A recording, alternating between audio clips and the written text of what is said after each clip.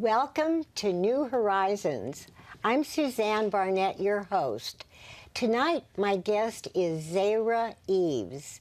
Zayra is a Bay Area native, and she has affected people all over the world.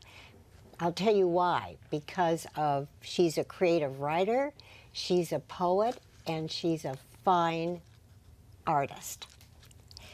Plus the fact that Zayra is passionately involved with the White Lion Foundation in South Africa. Zayra, I got through it. Welcome again. This is your third time on the show. I could not wait to have you back on the show, Zayra, because of what's happened in your life. So let's start with South Africa, okay? Okay. So, well, first, I just want to thank you for having me on the show for the third time. It's going to be a magical moment. So where would you like to start with South Africa? So you've been to South Africa before, but this has been a very special time. So tell us why. That's right. So this time when I went to South Africa, I went specifically just to see the white lions at the White Lion Trust Foundation. There's a protection set up for the white lions specifically in South Africa because that is their native birthplace. The white lion originally comes from Timbavati. And a friend of mine who's like a soul sister, she's my soul sister in South Africa, Linda Tucker, she is the founder and the CEO of this conservation that she's created. And she started this probably around 11 or 12 years ago. She wrote a book and she made a commitment to adopting the first lion who was in captivity. And then now today they've grown the pride to about 5 lions. And they've done something very unique in bringing a lion from captivity and introducing it into a wild habitat. So it's been quite a project and it's gone on for many, many years. And they've just now been doing a lot of things to raise the awareness around these sacred beings and creating this conservation. And so they had a contest to create a coffee table book. And they put out the call for contestants to internationally so that writers and artists and, you know, poets and photographers and painters and people from all over the world contributed their work to this contest. And then their work was chosen to be published in the book. And my poem, Faded Hieroglyphs, was chosen as first prize. And there's many, many other beautiful poems in the book. And so it was really quite an honor to have that. You must have been ecstatic. I was. Did they pay for your trip to South Africa? So I covered my own airfare, but once I was there, they paid for, you know, they took care of me while I was there. So I got to go and stay at the conservation with the lions and with Linda Tucker and with Jason Turner. He's the lion ecologist. So I got to stay with both of them at the foundation that they've created, which so it was quite a remarkable thing to wake up in the middle of the night and hear the lions roaring and to go out during, you know, the day and tour all the lands and look for the lions and go lion tracking and, you know, sit. Were there any babies? The babies are 3 years old already. Oh. And the females, what they do right now is they have the females on contraceptives, which I guess actually at this point the females are not on contraceptives. But when I was there, they were on contraceptives because they were trying to get more land. And they can't have the lions go into, you know, pregnancy without having enough land to have each pride have their own space. So they were in the process of securing some new land. And they've had some really generous benefactors. One of them is the lady who created the purple dinosaur. I don't remember her name, Cheryl. I want to say it's Cheryl Leach, maybe is her name. She, you know, created the purple dinosaur, which my daughter grew up on that. Yeah. And so she's been a huge fan. She's contributed a lot to them. And Core Light has contributed significantly. Many, many people belong to this organization called Core Light, and Core Light does a lot of philanthropy and a lot of nonprofit, and so they've contributed significantly. And so it's all been put together on the goodwill of donors. And then now they've started some of these creative art projects to draw in people. And this particular contest that I was in, it's the African Legends series. And so they're doing a whole series in which they're going to focus on endangered animals. And so the next one will have the marine animals and the white lions. This book that I was published in had the white lions and the leopards. So each book will have the white lions in conjunction with another endangered species. But aren't white lions very rare? They are very rare, exceptionally rare. But at one time in history, they weren't. They're very important to the Zulu people and the Zulu nation, very important to their beliefs around that the white lion is a sacred being. And as long as the white lion is free roaming on the planet, then there's hope for humanity. So that's the belief that the Zulus have, and they believe that these animals come from the stars.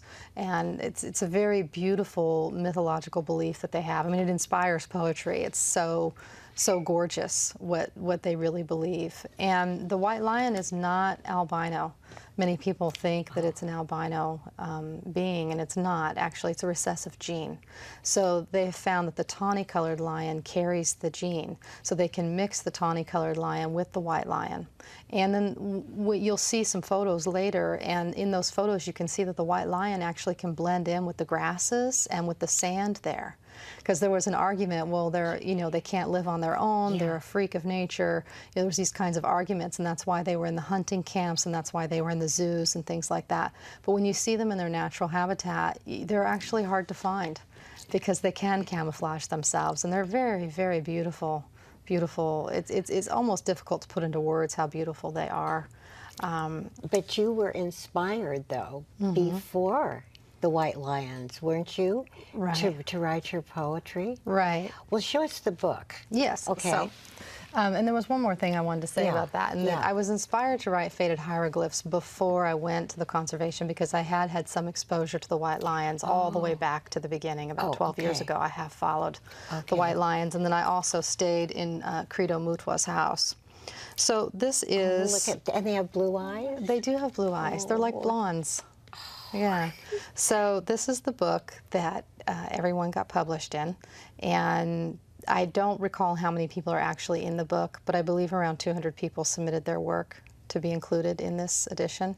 And I mean, so much of the work in here will just bring tears to your eyes. And it really was an honor to find out that I had been granted first prize because there were so many other poems that I had read that were just amazing. And the woman who did the cover of the book, Sylvia Duran, she also won first prize. So they gave first prize to a visual artist and first prize to a creative writer as well. So they did Miss Creative Writer, so you always have been. They did both. We're going to read a couple of poems later on. Right, I will. But in the meantime, I think this would be a wonderful time to show the pictures. Oh, yeah. And hear your poem. Absolutely. So this is the faded hieroglyphs. That's right. Faded hieroglyphs. That's right.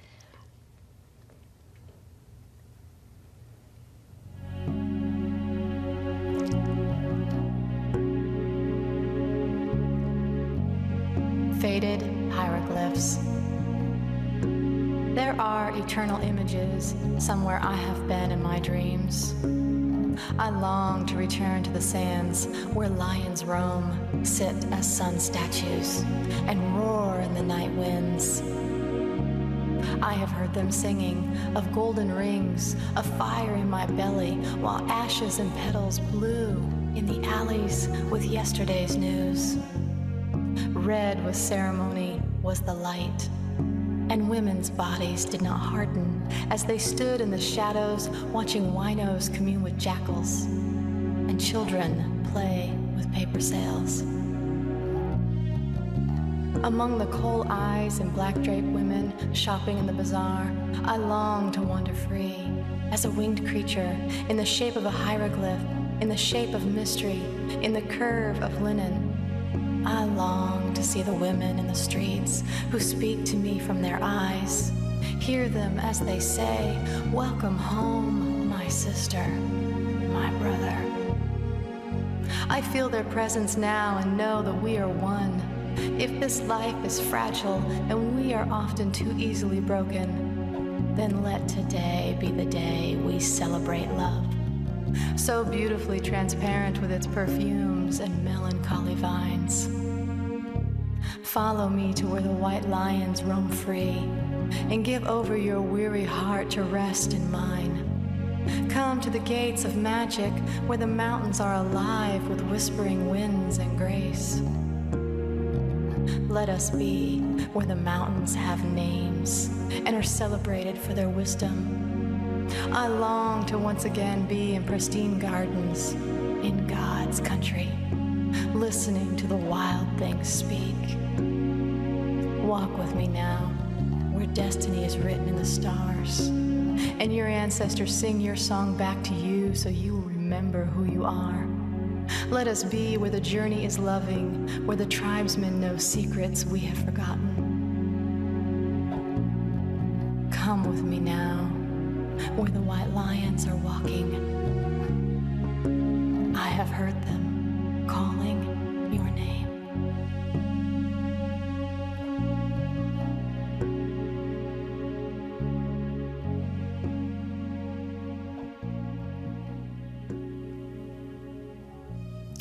Zayra, that is so touching. Yeah. Okay, this is the third show now. That's right. And I ask you the same question.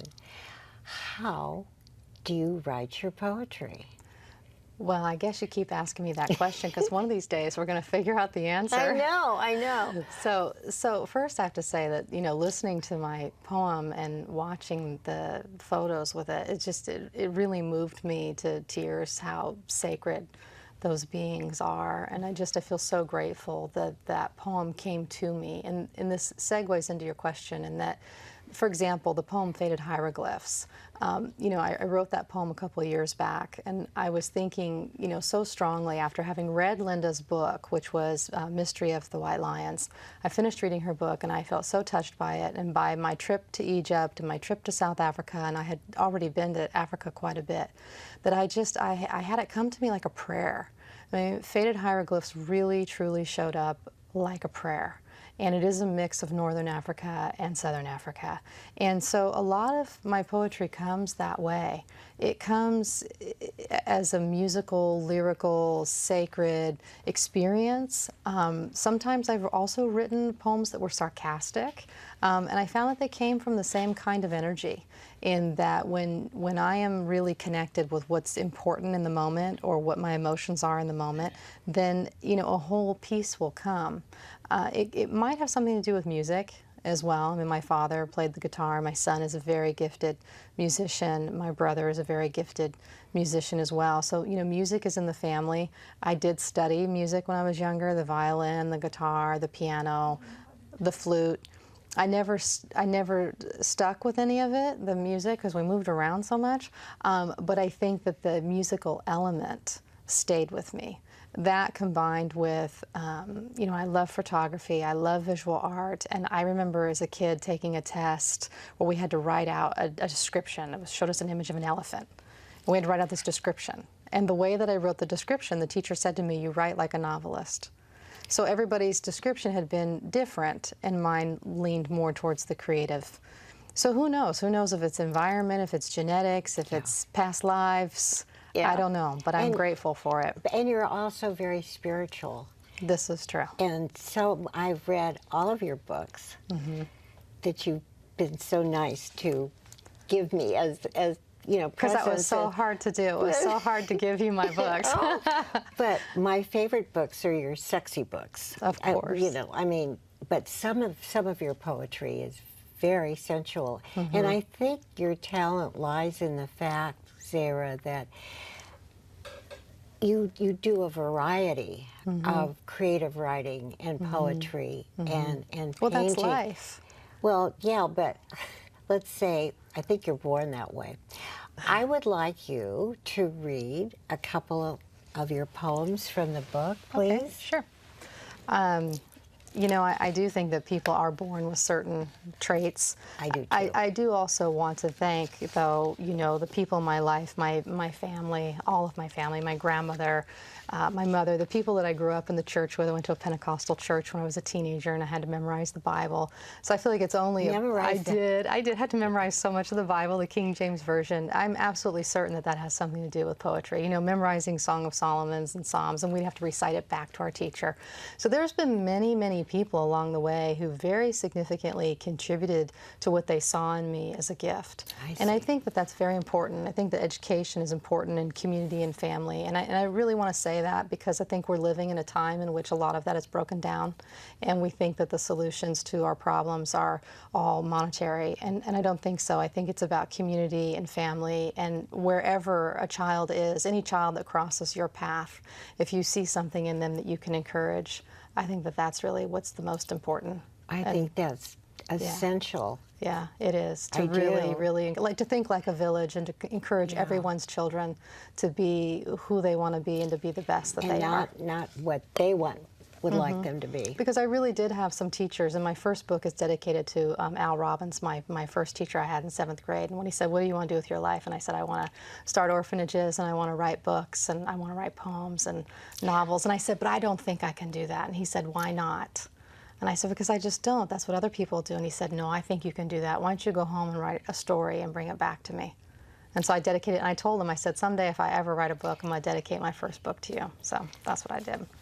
So to read out of here, so in this collection they were very, very kind in that they published 2 of my other poems. So they published Faded Hieroglyphs, they published Leopard Song, and they published Born from Tears of the Lion. And the reason I was inspired to write Leopard Song is that when I studied about the leopard, I discovered that pretty much she's a single mother. And once she mates, she's very solitary, and then she goes and she raises the children on her own. And so I was inspired thinking about how many single mothers have raised children and how much single parenting has gone on. So it's in light of that. Leopard Song, the keeper of majesty between the darkness of earth and pale sky. This leopard is the legend of kings, her clothes are worn by queens, and she is shared from the solitary cup of mystery. She's a single mother, born of dust and blessed by her ancestors. Competitive and fierce, she makes a home, a den for daughters to return and give birth where they were born. Then she stares straight into the barrel of an ignorant gun, full of courage, yet calm as she travels the length of natural honor. Without the luxury of faith, her shape along the branch in a stealth curve is more than a myth, more than worthy, and beyond simple glory. It's almost as if the gaze of brilliance is there to remind us every day is alive with dignity, not just the pride of individuality. It is the leopard song, and she has a right to sing it in the covered skins of her personal power. The leopard is such a majestic animal. Say that about women. I mean, and it starts from animals. Yeah, the leopard is really solitary, unlike the lions who live in the prides. And the lioness is also extraordinary in that the lioness will take care of the other cubs as well. And the lioness is known even to do things that are called mercy killings, in which if for some reason a cub is wounded, then not the mother, but another lioness will go out and, kill the cub because the cub is not going to live, rather than leave it behind to be killed or anything like that. So they're very merciful among themselves, and also very competitive and fierce, we know. But when it comes to raising the children, they can be very joined together. Whereas the leopard is different in that she's on her own, and those cubs have to survive in a different way, just like the cheetah. And it is fascinating if you compare, human beings to the animal kingdom and, look at that contrast, which would fill up a whole other show. We don't even have to We'll do that go there because I'm tonight. so crazy about animals. I know, me too. Okay, so another one, please. That's right. So this is the last one out of this book that was mine. It's called Born from the Tears of Lions. We move fluent as rock spiders and grow slow as salt crystals in caves, born from the tears of lions. Like the wild prayers of our hearts and holy incantations, spoken in our sleep, cried in our dreams. Learning to wear fire, our songs of beauty undress sorrow, and the light of our eyes is soft as stars that fall from the sky.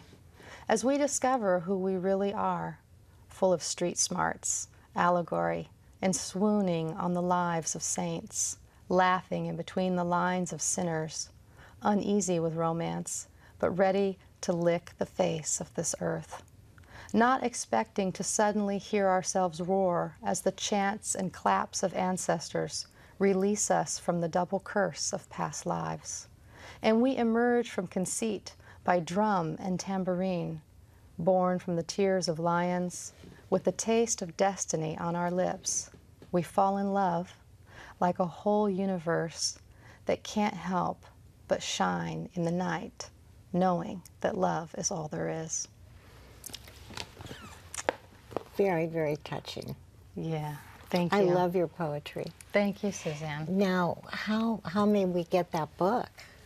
This book, you can order it online. The book was put together by Michelle Stewart, and I also should thank Michelle Stewart right now because she's a phenomenal woman, and she's behind the scenes as well, supporting the white lions and the leopards. And she's creating the second book, which will be for the marine life that I mentioned earlier. So you can get it directly online either through my website or through the White Lion website, or you can just simply Google an African Legend series and it will come up to order. You can get it through Amazon, you can get it through Blurb. There's several places you can get it now. So you can get any of the information from my website directly. Tell your website. So it's my name. It's www.zayra, Z-A-Y-R-A, Yves, Y-V-E-S.com. And then also they can go to the White Lion website, which is whitelions.org. .org. Okay. For organization. Yeah. So you have a new book coming out. I do. Another one. Well, no, I How have a new many? CD coming out. I tell gave you that. my new book, which was Leaving You Unpainted. Yeah. And then now No, I'm in the the other one. Yeah, so now I'm in the process of finishing a new CD, and I just listened to the mastered copy, and I'm getting the graphics done. And it's absolutely magical. The whole thing is spiritual and sensual. So it is thank both. God for Thank that. God. I know. Otherwise You're I don't going to wanna love read it. You're going to love it. Yeah. It'll have that Yeah. tantra in Yeah. it, which is so much of the energy that's in all of my work anyways. The tantric energy is that vitality, the Shakti, as the Hindu would call it. So the new book is called, the new CD, now you got me calling it a book. The new CD is called Lanterns. And the idea is that there's lanterns along the way. And how the title came about for the collection is I was having a conversation with a dear friend of mine in Seattle. His name's Rolly Stanich. And we were talking about the spiritual insights that you experience as you go through life. And he said, yeah, it's kind of like lanterns along the way. And I said, oh, that is so inspiring that someday I'm going to use that for a title. And when I do, I will thank you. So thank you, Rolly. And I will also, be so grateful to share the poetry like lanterns along the way. These little moments in life when you have an illuminating, enlightening moment. And it could be the simplest thing.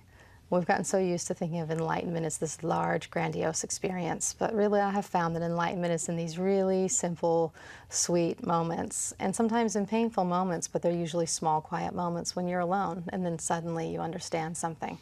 So the CD tells a story, and the idea is that it's lanterns along the way. We just have a few more minutes, but I remember reading in your bio that you engaged with a Zulu shaman. What was that like? Well, that's right. Actually, I mentioned Credo earlier. So his name's Credo Mutwa, and he's actually really been persecuted quite a bit, but he is the High Sedusi of the Zulu Nation. And he's got a wonderful book called Indaba, My Children. And he's connected to Linda and to the White Lions, and he has a lot to do with Linda also becoming who she is with the lions. And yes, I did get to see him on my second trip to South Africa. And it was really, really, really fascinating. I mean, to be with him was as special and unique as being with the White Lions. I mean, really sacred, unique, extraordinary experiences in that some people get to have that experience, but not everyone. So I am very grateful that I got to be with him. And he is an incredibly spiritual being with a lot of knowledge. What is it like to be with someone like that, Zayra?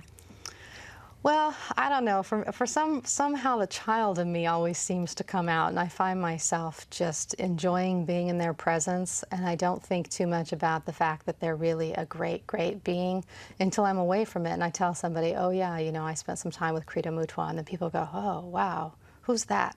And then, I direct them back to his teachings. But he's a very integral part of of Africa and of South Africa in particular, and of the lions and of the Zulu nation. And I think, if anything, I feel it's so sad that he's been persecuted. And he's been persecuted largely by his own people because he chose to share the secrets of the Zulu nation with the rest of the world in hopes of educating. You know, so I think education is very important. The more we understand about the Zulu nation, the more we understand about the white lions, the more we understand what a sacred treasure they are, then the more respect that we will have, ideally even for one another. So I think, if anything, it teaches you awe and respect to be with people like that.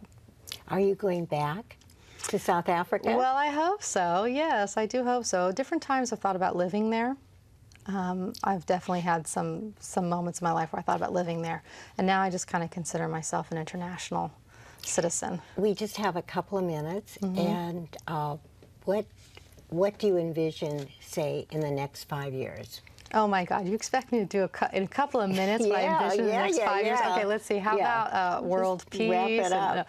Yeah, you know what? I just envision that whatever I'm guided to do, whatever I'm guided to write, whatever will bring health and hope and humanity and kind of restore what's been going on the planet, both with the climate and the animals and the people. I would love, love, love more than anything to see people's faith really restored in one another, and do things to really, truly make the planet a better place. You know what? I just realized you are a real talented humanitarian. Hey, I like the How do you sound like of that. That'll become Is like my that new buzz. hot? Can we brand it? Yeah, of course. I want to thank you so much, Zayra. You know, this is an annual event. It's turning into one, isn't it? Isn't it? And now Oh, we're it- both wearing feathers in our I hair, know. too. We're getting coordinated. It has to be. And we've become such good friends, too. It's true. Thank you, And Suzanne. it's wonderful to be around you. You are very inspiring. But I Thank can't you. write a lion on a poem, as it were. That's okay. Your garden is very inspiring. I'll just come over and have Okay. wine and Well, cheese. Okay, okay. Thank you. So, the best of luck. Thank you. And in good health. Thank you. Also, I want to thank our fabulous, awesome, those are the only two adjectives I've known lately, crew. Because the crew, we've been together for a long time. We're really a real unit, and KMVT is the best. And last but not least, I want to thank you, my audience, for watching. I cannot wait to see you next time. Bye-bye. Mwah, mwah.